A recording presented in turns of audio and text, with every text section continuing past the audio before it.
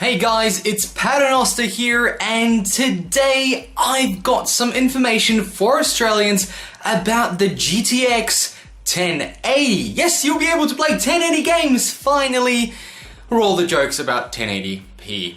Look guys, in Australia we're gonna get ripped off because of the exchange rate, and I just wanted to talk about what PLE, the shop guys that are pretty popular here in Australia, have said about the prices that are happening this coming month. Well, this month, at the end of this month, hopefully we'll see the release of the GTX 1080 and 1070.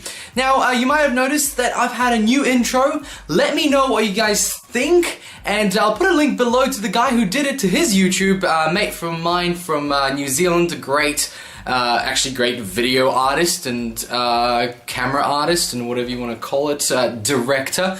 So give him a subscribe if you can. Now guys, back to the topic at hand. The 1070 will be coming to Australia on the same day of the big release in America, which is fantastic. Now, due to the exchange rate, we have the USD RRP is 449 for the 1070, which translates to roughly 610 plus GST. Yes, we have GST or tax here in Australia, so this is about $671. Not bad for the newest graphics card, 1070, which is going to be great, but we don't know the specs and the reviews aren't out till the 17th, so be wary. We know it's Nvidia, we know it's probably gonna be good, and so far we haven't heard any negativity, but again, with reviews coming out so late and pre-orders already existing, take it with a grain of salt. That's my recommendation. Now, the card that we're all waiting for, and the one probably most of us will want to get. I'm not getting it just yet. I'm going to wait. I'm going to see what it's like. I have my 980s and SLI at the moment, and I don't need anything else at the moment.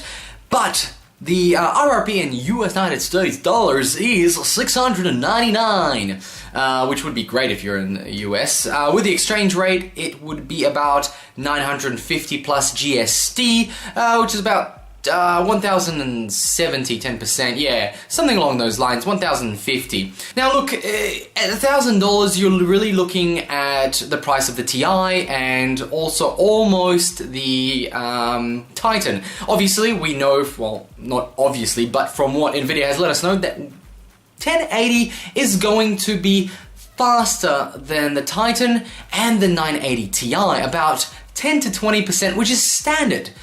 Compared to actually every other release, it's always about 10 to 15% more, or 10 to 20, 10 to 15, I say 10 to 15, I'm not going to go 20 there.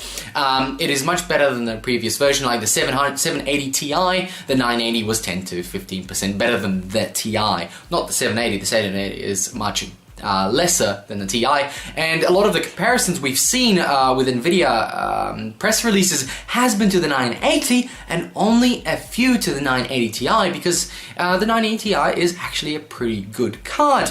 What else can I say? It's gonna be, the custom cards are gonna be released 3 weeks after the initial launch, and Australia is gonna have stock, so guys, check out the shops around your area 3 weeks after that. The water cooling blocks will be released about, hopefully for the reference cards, they will be released within a couple of days. The stockists, or rather the manufacturers and the stockists, will have some soon. Probably not on release day, that would be pushing it, but a couple of days maybe, or pre-order it, it might arrive earlier. So guys, if you're planning on getting the reference version, which is now called the Founders Edition, then you probably want to water cool it.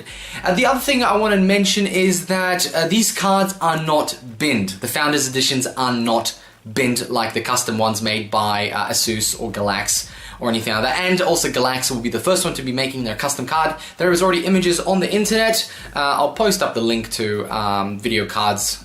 They've got a couple of images, but their Founders Editions are not binned.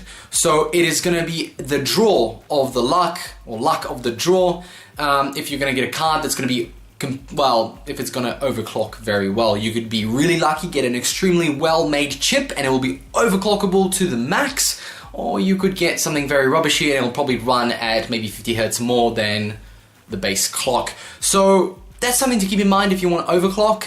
If you just want to water cool it and then overclock it, again, you're falling into the same category. Be careful, but you can wait a little bit longer for the custom-made cards, and they might have their own custom-made water blocks.